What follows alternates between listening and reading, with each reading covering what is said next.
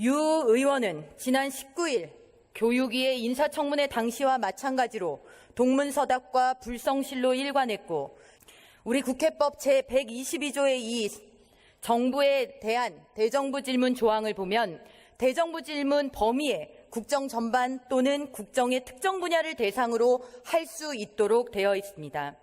현역 의원으로 최초로 청문보고서 채택이 무산돼 결국 대통령이 국회의 입장을 무시한 채 임명을 강행한 인사입니다.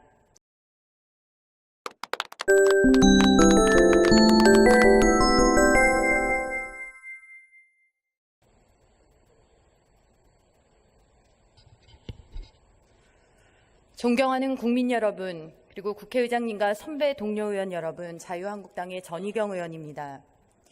오늘 오전 대정부 질문에서 유은혜 사회부총리 겸 교육부 장관의 자격 논란을 둘러싼 여러 의원님들의 질의가 있었습니다. 하지만 유 의원은 지난 19일 교육위의 인사청문회 당시와 마찬가지로 동문서답과 불성실로 일관했고, 여당인 더불어민주당은 야당 의원들의 정당한 질문 그 자체마저 봉쇄하려는 의사 진행에 가까운 행동을 보였습니다. 우리 국회법 제122조의 이 정부에 대한 대정부 질문 조항을 보면 대정부 질문 범위에 국정 전반 또는 국정의 특정 분야를 대상으로 할 수 있도록 되어 있습니다. 그렇다면 국민 여러분, 여기서 말하는 국정이란 무엇입니까? 대통령의 인사 정책이 대한민국의 교육 100년 대계를 이끌어가야 할 교육부 장관의 자질 문제가 국정이 아니면 무엇이 국정이겠습니까? 인사가 만사라는 그 말은 이제 구시대의 공허한 외침이 된 것입니까? 결코 그렇지 않습니다. 누가 그 자리에서 적시에 어떠한 국정을 수행하느냐, 리더가 누구냐 문제는 정책 성패의 가장 중요한 가늠추가 됩니다. 자격을 갖추지 못한 장관이 버젓이 그 자리를 유지하고 있다면 어떻게 교육의 성공, 대한민국의 미래 동량이라는 이야기를 입에 올릴 수 있겠습니까? 그렇기 때문에 우리는 입법부의 일원이자 국민을 대표하는 의원으로서 묻고 또 물어야 하는 것입니다. 게다가 유은혜 장관은 현역 의원으로 최초로 청문보고서 채택이 무산돼 결국 대통령이 국회의 입장을 무시한 채 임명을 강행한 인사입니다. 임명장 수여식이 끝났음에도 불구하고 만면의 미소를 짓는 것은 유은혜 의원뿐, 국민들의 검증은 아직도 지속 중입니다. 유은혜 의원에게 절대 교육을 맡겨서는 안 된다라는 무수한 외침은 야당 의원들만의 목소리가 아닙니다. 바로 국민의 목소리입니다.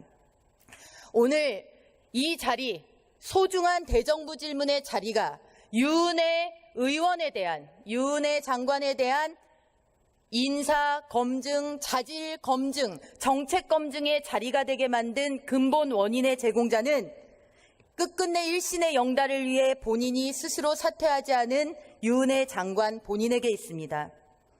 야당의 반대는 국민의 의견이 아니다라는 청와대의 궤변과 오만의 그 원인이 있습니다. 더욱 근본적으로는 국민과 힘겨루기를 하겠다는 길을 선택하고만 문재인 대통령께 있습니다. 자유한국당은 유은혜 의원을 두고 도저히 인정할 수가 없는 장관이다, 사회부총리다, 그렇기 때문에 외면하고 무시하는 쉬운 길을 택할 수도 있었습니다. 그러나 유은혜 의원을 저 자리에 두고 계속해서 질문을 하는 것은 우리의 무시가 결코 국민의 궁금증과 불안에 대한 도리가 아니었기 때문입니다. 우리는 지금 정파적인 이해관계를 떠나서 그야말로 민의의 전당에서 이루어져야 하는 국민의 목소리를 대변하고 있는 것입니다. 유은혜 의원은 이 자리에서 오기에 찬 답변을 하면서 여당 의원들의 비호를 받을 것이 아니라 부족한, 인정할 수 없는 자신에게도 질문을 해주는 동료 의원들의 피치 못하는 그 충정을 오히려 먼저 헤아려야 할 것입니다. 오늘 오전 유은혜 의원의 답변을 통해서 우리는 유은혜 후보의 한치의 반성과 부끄러움도 없는 오만을 다시 한번 확인할 수 있었습니다. 도덕의 여하를 떠나 그렇게 무수한 실정법 위반 행위를 한 사람을 청문회에서 통과시켜 주겠다는 의원이 과연 누가 있겠습니까? 이 자리에 계신 여당 의원님들도 불과 2년도 채 못 되는 시간 전에는 야당 의원들이셨습니다.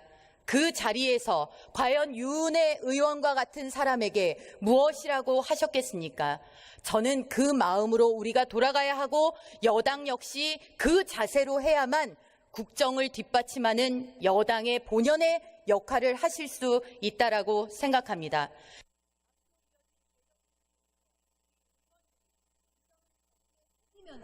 원활한 의사진행이 될 수 있도록 되었으면 좋겠습니다. 감사합니다.